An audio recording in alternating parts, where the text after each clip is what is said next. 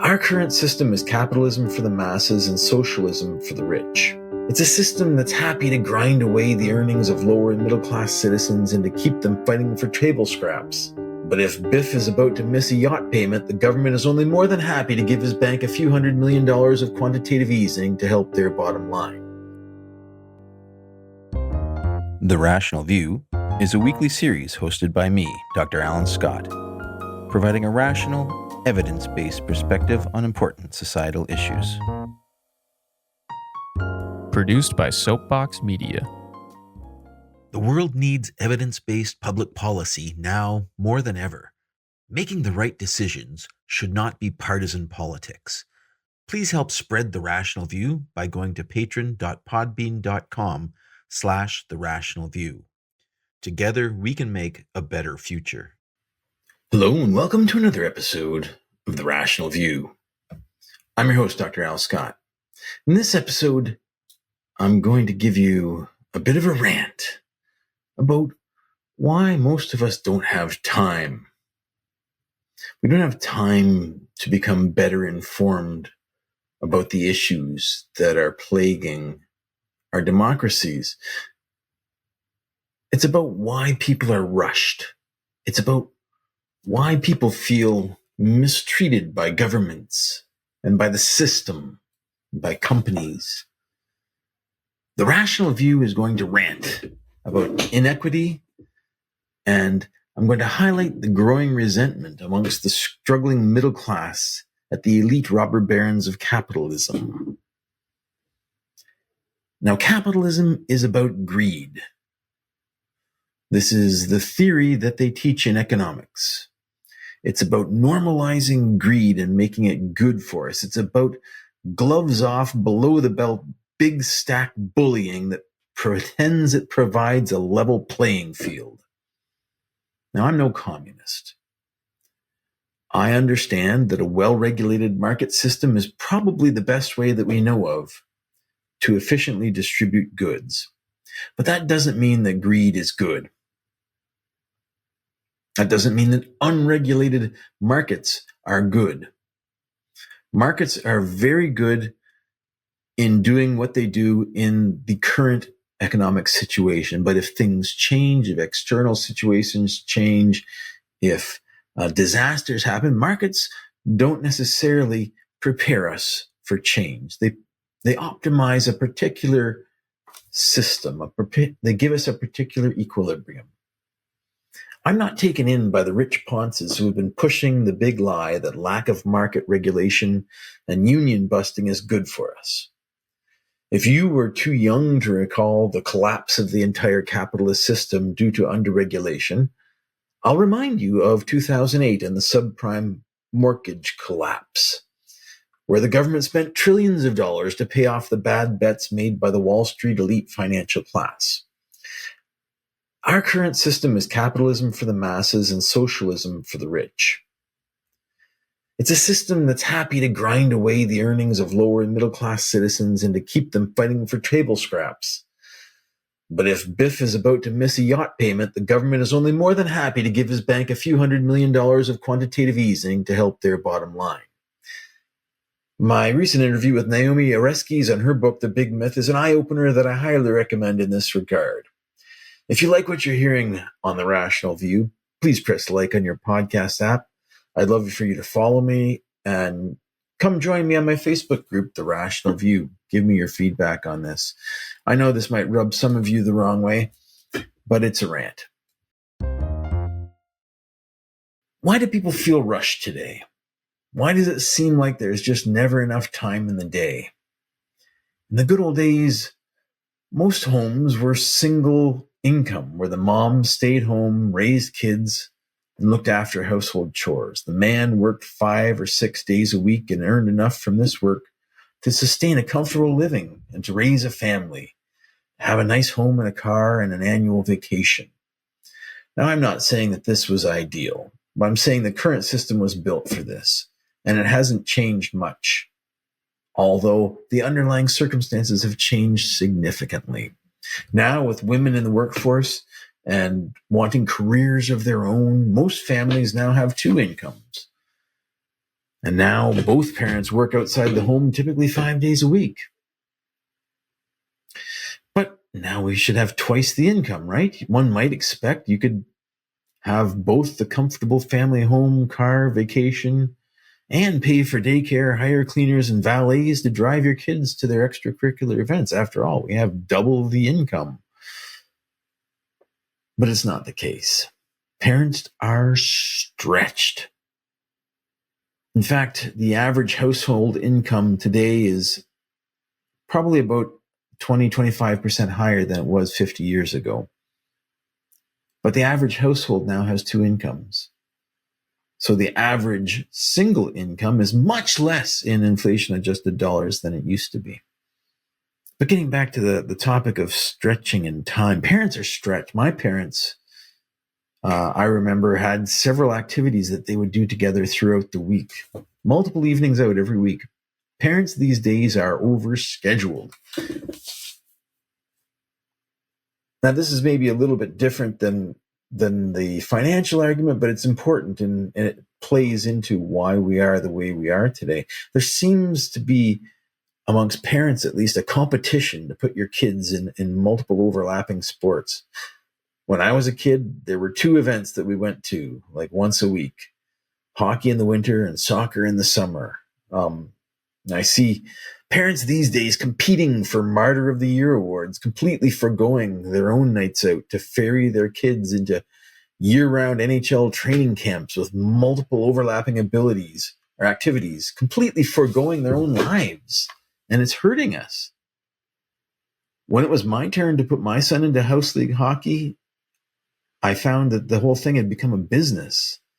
We had to elect a team manager from amongst the parents and sign up for fundraising events and several out-of-town tournaments on the weekends. We had to support our home tournament. None of this happened when I was in house league hockey. We never left the town. I thought at first I'd signed up for the travel league by mistake, but that was even worse, if you can imagine. This overscheduled, child-focused lifestyle would have been alien to my parents. Now, my dad was the church organist. He ran choir practices once a week on one evening, and he and my mom used to curl together in the winter in a mixed league on another evening, and then he would curl in another evening on a men's event. Like 3 evenings of parents' activities while the kids stayed home. In the summer, we would often go visit Grandma and Grandpa in the evenings. Kids' sporting events were on Saturday, or maybe one evening a week. We often had babysitters until I was old enough to babysit my brother and sister. Parents have bought into a very different lifestyle than I remember, and it's not good for them. But again, this is a rant, so you don't have to listen to me. Economists have looked at the balance of incomes, and they've also been able to estimate the value of the stay-at-home parents in today's economic environment. And if you want to replace the services you would get from a stay-at-home parent, the cleaning, the maintenance, the cooking, the driving services of a stay-at-home parent, it comes well into 6 figures of salary. But without the second income, people can't afford a mortgage. People can't afford to live. People today, even with 2 incomes, need to make choices between food and utility bills. People need to forgo vacations. Interest rates are high. Costs are increasing. Energy prices are going up. Real wages have decreased significantly since our parents' days. Nowadays, a typical household with 2 full-time incomes earns just marginally more in inflation-adjusted dollars than a single-income family from 50 years ago. And we no longer have the benefit of a stay-at-home parent to do the household chores. So with our 5-day mutual work weeks, we're forced to use evenings and weekends to catch up on these chores that need to be done around the house. And many parents are signing up for way more kids' activities than their parents ever did. But getting back to the economics of this, I went over this in one of my earlier podcasts. Our average productivity per hour has increased dramatically since 50 years ago by more than a factor of 2. So why are we not getting paid these real dollars that industry is generating off of our labor? The reason is, and this is interesting, the reason is that Ronald Reagan's disastrous trickle-down economic theories were adopted by neoliberal governments in the West. Productivity increases have no longer been shared with the workers since the 1970s in an equitable fashion. Larger and larger fractions of profits are going to owners rather than workers. Robotics also have been introduced into the workplace, and the benefits of robotics in productivity, instead of benefiting the workers and being shared with the workers as equal stakeholders in the business world, the benefits of robotics have displaced workers and been pocketed by the owners, by the upper class. Mass layoffs were not a thing in the good old days, where, in the post-war days, unless a company was going bankrupt, you would never hear of mass layoffs. Companies used to have loyalty to employees as important stakeholders. They believed that the employees were important to them. This is no longer generally the case. Mass layoffs were made into a tool of the market in the 1980s. It was, effective. There's a great Dilbert cartoon about Dilbert going to the manager. He says, he's looking at the profit statement and he's saying, we're very valuable to this company. If the stock price is lagging, they just lay off a bunch of us and it just booms right up. In the 1980s, this became a regular tool of business to improve profit margins for shareholders whose rights were set above those of the employees. Why did this happen? Well, Reagan kind of turned the corner. He changed the tax rates. He brought in trickle-down economics, spending money on the rich to hopefully trickle down to the poor. Thanks to billions of dollars of political contributions and lobbying from the rich over many decades, and thanks to lax oversight of government lobbying rules.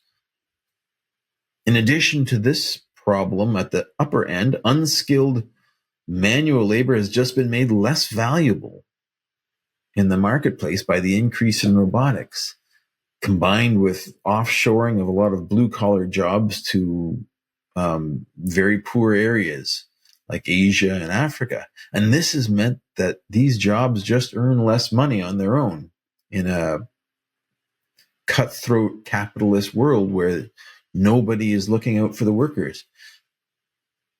Companies are forced to continue increasing shareholder value to compete on the market. And they do this by paying a dwindling fraction of the revenue to the workforce. In general, if you run out of improvements to make and you still need to keep improving your margins, what can you do? You can fire some employees, you can cut some labor force, you can cut some wages. Companies that don't toe the line end up being purchased or forced out of business by those who are more draconic, because the stock exchange financial wizards reward the bigger profits being made by the draconic. And this ends up with huge multinational corporations with CEOs being paid 400 times more than the lowest employee, and the lowest employee is getting less than the poverty line in wages and being forced to work for table scraps. I am a highly trained white collar scientist, but I've also felt the squeeze much more gently, I must say, over my career. But, the standards for acceptable treatment have degraded significantly since when I started in the industry. When I started, business travel was encouraged. Each technical employee was asked to go to a professional development conference once a year for a week anywhere in the world. Nowadays, engineers need to request special approval from senior executives to do this. And in the past, business flights over 4 hours were typically business class for technical professionals. I was told as a junior, quote unquote, engineer, that if the company was asking an engineer to travel on their behalf and be away from your family, that they would at least send them in comfort. Nowadays, travel policies typically require the lowest cost economy travel option for any flight, less than 12 hours.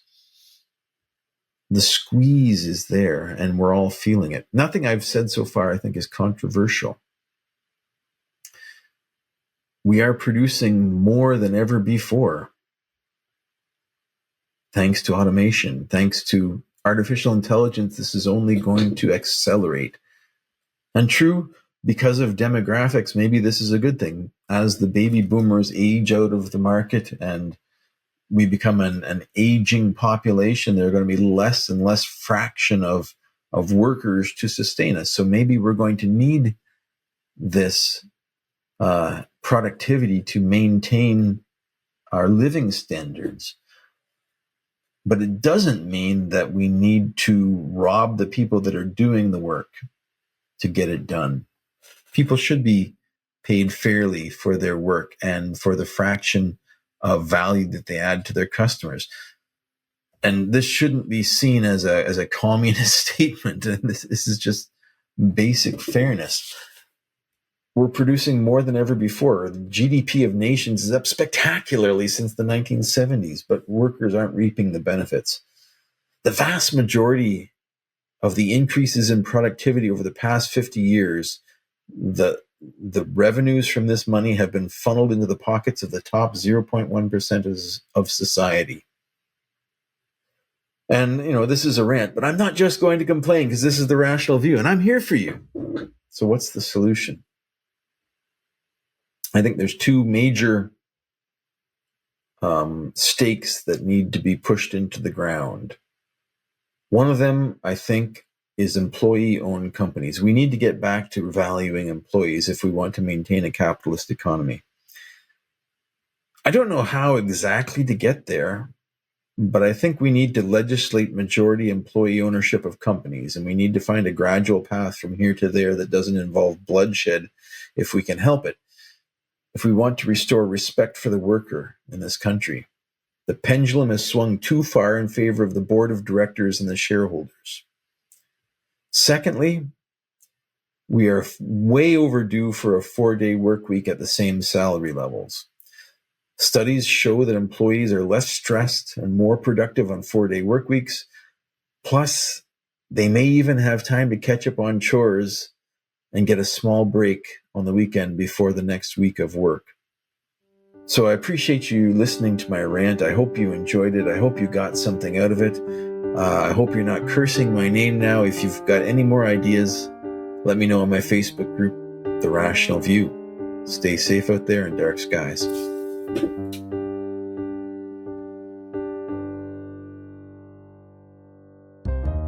If you'd like to follow up with more in-depth discussions, please come find us on Facebook at The Rational View and join our discussion group.